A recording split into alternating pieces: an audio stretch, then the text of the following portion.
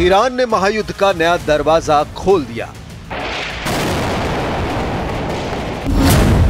Khamenei का Israel के खिलाफ सीक्रेट प्लान एक्टिव।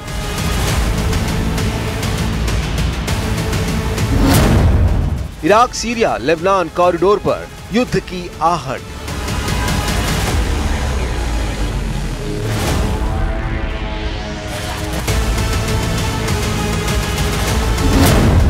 लारिजानी का मिशन हिजबुल्लाह रीबॉर्न शुरू होगा कोहराम।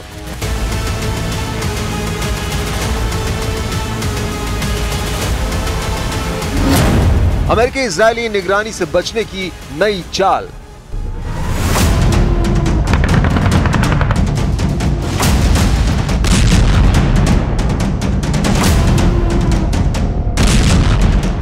तेहरान के गलियारों में जिस शख्स का नाम फुसफुसा कर लिया जाता है वो अब खुलकर मैदान में है। Ali Larijani. हवाई अड्डों से लेकर बॉर्डर पोस्ट तक ईरान की सुरक्षा मशीनरी इस वक्त एक बड़े ऑपरेशन के मूड में है। इस ऑपरेशन के बैकग्राउंड में है इजराइल के साथ 12 दिन का खून खराबा, सीरिया में बढ़ता तनाव और गाजा में जारी तबाही। अब खामेनेई का नया कार्ड है लारिजानी, जिन्हें हाल ही में सुप्रीम नेशनल सिक्योरिटी काउंसिल का सचिव बनाया गया है। ये महज पद नहीं बल्कि वो पोजीशन है जो देश की सुरक्षा, युद्ध और विदेश नीति का ब्लूप्रिंट तय करती है। पहली ही विदेश यात्रा इराक, जहां लारिजानी ने एक नया सुरक्षा समझौता साइन किया, जिसे आधिकारिक तौर पर सिर्फ सीमा सुरक्षा सहयोग कहा जा रहा है, लेकिन सुरक्षा विशेषज्ञ मानते हैं कि इसके पीछे असली मकसद है हिजबुल्लाह को नया सैन्य, वित्तीय और लॉजिस्टिक सपोर्ट चैनल देना।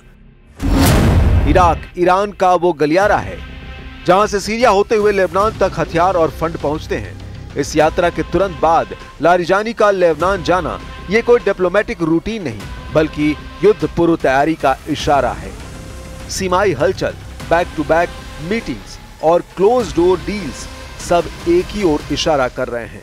खामेनेई ने युद्ध का अगला चरण तय कर दिया है।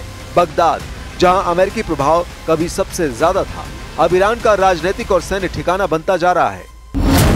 लारिजानी की इस यात्रा में उन्होंने इराक के नेशनल सिक्योरिटी एडवाइजर कासिम अल अराजी, प्रधानमंत्री मोहम्मद शिया अल सुदानी और राष्ट्रपति अब्दुल लतीफ रशीद से मुलाकात की। आधिकारिक बयान में कहा गया, सीमा पार आतंकवाद रोकने और साझा सुरक्षा को मजबूत करने पर सहमति बनी। लेकिन हकीकत में ये 2023 के सुरक्षा समझौते का अपग्रेडेड वर्जन है। उस पुराने समझौते में सिर्फ इराकी कुर्दिस्तान में ईरान विरोधी आतंकी समूहों को खत्म करना था। इस बार के समझौते का दायरा पहले से बड़ा है। लॉजिस्टिक कॉरिडोर, इंटेलिजेंस शेयरिंग और क्रॉस बॉर्डर मिलिशिया मूवमेंट पर चुपचाप सहमति। इसका मतलब है इराक के शिया मिलिशिया, खासकर पॉपुलर मोबिलाइजेशन फोर्सेस, अब खुलेआम हिजबुल्लाह के लिए सप्लाई रूट और ट्रांजिट जोन बन सकते हैं। इस पूरे ऑपरेशन को अमेरिका और इजराइल की निगाहों से बचाने के लिए सिविलियन प्रोजेक्ट और रेल कनेक्टिविटी का नैरेटिव दिया गया है। एक प्रस्तावित रेल लिंक बसरा से बेरूत कथित तौर पर व्यापार के लिए है, लेकिन अंदर खाने ये मिसाइल पार्ट्स और ड्रोन कंपोनेंट्स के ट्रांसपोर्ट का हाईवे बन सकता है। अमेरिकी थिंक टैंकों की ताजा रिपोर्ट कहती है कि अगर ये लिंक चालू हो गया तो इजराइल के उत्तरी मोर्चे पर हथियारों की सप्लाई रोकना लगभग असंभव हो जाएगा। ईरान पर्दे के पीछे से जिन तैयारियों में जुटा है, असल में उन तैयारियों के पीछे एक बहुत बड़ी बैकग्राउंड है। पिछले साल इजराइल के हवाई हमलों और ड्रोन स्ट्राइक में हिजबुल्लाह को भारी नुकसान हुआ था। हसन नसरल्लाह समेत कई कमांडर मारे गए, हथियार डिपो तबाह हुए, लेकिन संगठन का नेटवर्क जिंदा है और ईरान के बिना वो कभी खत्म नहीं होगा। लारिजानी का बैरूत पहुंचना यानी सीधे हसन नसरल्लाह के करीबियों के साथ बंद कमरे में मीटिंग। एजेंडा साफ है, सीरिया के जरिए सप्लाई चेन को फिर से एक्टिव करना, नई जनरेशन के प्रिसिजन गाइडेड मिसाइल सिस्टम देना और ड्रोन तकनीक अपग्रेड करना। साथ ही लेबनानी पॉलिटिक्स में हिजबुल्लाह के गठबंधन को मजबूत करना ताकि अंतर्राष्ट्रीय दबाव, खासकर यूएन और फ्रांस को नेगेट किया जा सके। इजरायली डिफेंस इंटेलिजेंस के मुताबिक ईरान पिछले 3 महीनों से M600 मिसाइलों के पार्ट्स और शायद 136 ड्रोन मॉड्यूल सीरिया के रास्ते भेज रहा है। यह मिशन अगर सफल रहा तो इजराइल के लिए नॉर्दर्न बॉर्डर पर एक नया युद्ध मोर्चा खुल सकता है और ये सब खामोशी से पर्दे के पीछे हो रहा है। एक प्लान वॉर की तैयारी, या कहें खामेनेई के ऑपरेशन ट्रू प्रॉमिस 3 की तैयारी। कुछ ऐसा ही इशारा किया गया है हिजबुल्लाह के चीफ नईम कासिम की तरफ से, जिन्होंने हाल ही में एक टेलीविजन भाषण में इजराइल को सीधी धमकी दी। उन्होंने कहा कि अगर इजराइल ने लेबनान पर व्यापक युद्ध शुरू किया तो इजराइल के भीतर मिसाइल हमला होगा। कासिम ने साफ किया कि ऐसे किसी भी हमले की स्थिति में हिजबुल्लाह, लेबनान की सेना और वहां की जनता मिलकर जवाबी कार्रवाई करेंगे।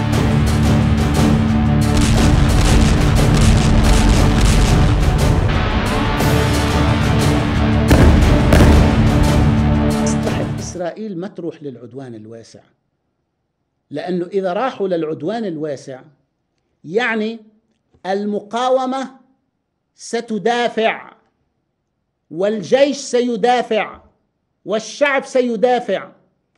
هذا الدفاع سيؤدي إلى سقوط صواريخ في داخل الكيان الإسرائيلي. ईरान से लेबनान तक हथियार पहुंचाने का सबसे अहम मार्ग है सीरिया कॉरिडोर।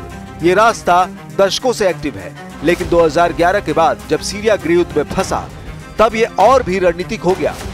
दमिश्क से होते हुए हिजबुल्लाह के गढ़ दक्षिणी लेबनान तक पहुंचने वाले ये रास्ते आज भी ईरान हथियारों की नसें माने जाते हैं। इजराइल ने कई बार इस सप्लाई लाइन को तोड़ने की कोशिश की। 2013 से लेकर 2025 तक उसने सीरिया में सैकड़ों हवाई हमले किए, जिनका आधा से ज्यादा टारगेट यही वेयरहाउस और काफिले थे। लेकिन नई बात यह है कि अब ईरान ट्रांसपोर्ट का पैटर्न बदल रहा है। पहले हथियार सीधे काफिले से भेजे जाते थे, अब उन्हें कंस्ट्रक्शन मटेरियल, एग्रीकल्चर इक्विपमेंट और ह्यूमैनिटेरियन एड के रूप में भेजा जा रहा है।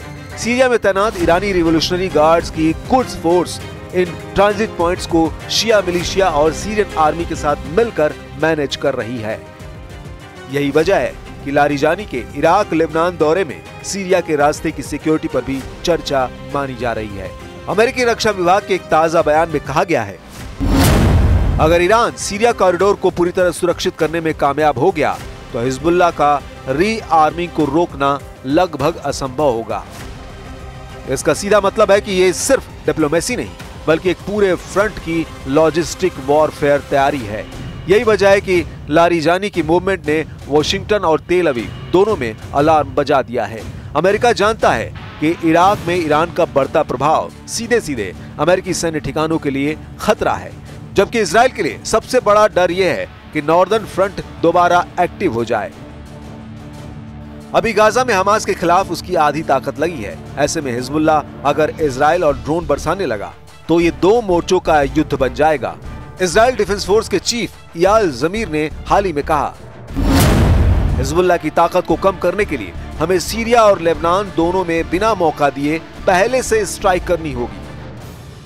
अमेरिकी थिंक टैंक CSIS यानी centre for strategic and international studies की रिपोर्ट बताती है कि शायद 136 ड्रोन और M600 मिसाइल के स्टॉक हिजबुल्लाह के पास अगर अगले 6 महीने में पहुंच गए तो इजराइल के एयर डिफेंस को 24/7 एक्टिव रखना पड़ेगा, जो बेहद महंगा और संसाधन खपत वाला होगा। वॉशिंगटन इस वक्त बगदाद पर दबाव डाल रहा है कि वो ईरान इराक समझौते को सिर्फ काउंटर टेररिज्म तक सीमित रखे, लेकिन बगदाद में बैठे सुदानी जानते हैं ईरान को नाराज करना उनकी अपनी सरकार के लिए आत्मघाती होगा। यही वजह है कि अमेरिका फिलहाल सिर्फ निगरानी और सीक्रेट ऑपरेशन पर भरोसा कर रहा है। इस पूरी कवायद में सबसे अहम सवाल यही है, क्या ये खामेनेई का ओपन वॉर सिग्नल है? लारिजानी का एक साथ इराक और लेबनान जाना, पुराने समझौतों को अपग्रेड करना और हिजबुल्लाह के पुनर्निर्माण में हाथ डालना, ये सब महज इत्तेफाक नहीं हो सकता। ईरान की आंतरिक राजनीति में भी ये मूवमेंट बड़ा मैसेज है। हाल ही में खामेनेई ने रिवॉल्यूशनरी गार्ड के कई सीनियर कमांडरों से मीटिंग की, जिसमें नॉर्दर्न थ्रेट थ्योरी पर चर्चा हुई, यानी इजराइल पर उत्तर से हमला। ईरानी मीडिया इसे प्रतिरोध की वापसी बता रही है, जबकि पश्चिमी मीडिया इसे प्रॉक्सी वॉर को नई जान देने की कोशिश मान रहा है। खामेनेई का मानना है कि अगर लेबनान में हिजबुल्लाह मजबूत होता है तो गाजा में हमास पर दबाव कम होगा और इजराइल की रणनीति उलझ जाएगी। इसी वजह से लारिजानी ने बेरूत में जो बयान दिए उनमें लेबनान की संप्रभुता और राष्ट्रीय एकता जैसे शब्दों का इस्तेमाल किया गया, लेकिन इन शब्दों के पीछे असली मकसद है युद्ध की तैयारी। ईरान का ये नया मूवमेंट सिर्फ इजराइल को नहीं बल्कि खाड़ी देशों को भी बेचैन कर रहा है। सऊदी अरब और यूएई ने पिछले साल ईरान के साथ रिश्ते सामान्य किए थे, लेकिन वे जानते हैं कि हिजबुल्लाह की बढ़ती ताकत उनके लिए भी बैकफुट ला सकती है।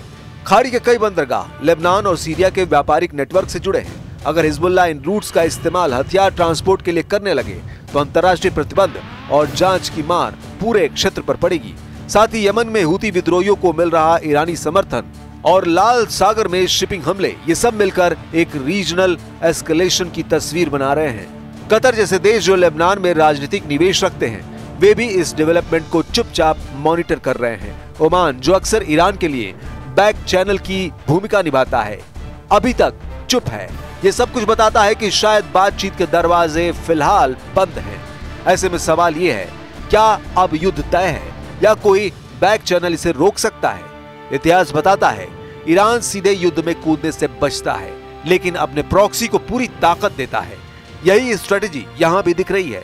आने वाले हफ्तों में बेरूत में ईरानी फंडिंग प्रोजेक्ट, हथियार डिलीवरी के नए रास्ते और सीरिया में मिलिशिया मूवमेंट, ये सब तय करेंगे कि खामेनेई का ये संदेश महज धमकी का ट्रेलर है या वाकई महायुद्ध की उल्टी गिनती शुरू हो चुकी है।